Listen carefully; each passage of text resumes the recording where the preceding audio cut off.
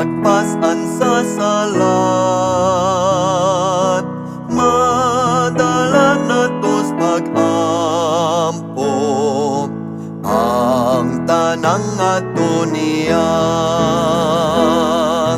Pagkadako sa kalinaw nga kita nawat ana, kay wala na to gidala ang tanang ato niya.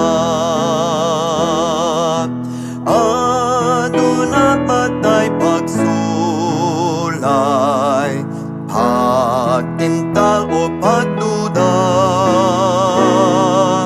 di taangay nga maluya kung makaampo pata. Naabay laing higalat nga mahisama niya, sayon siya sa tong kahuyang kaniya kanadata. Kon kita man madangatan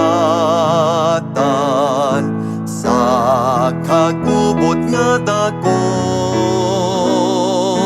madangpan na to gihapon si Jesus nga Ginoo.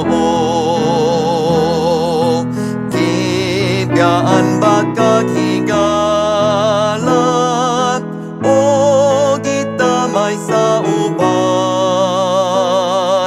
siyang Diyos sa tanang kahupay, iya kang panalipdan.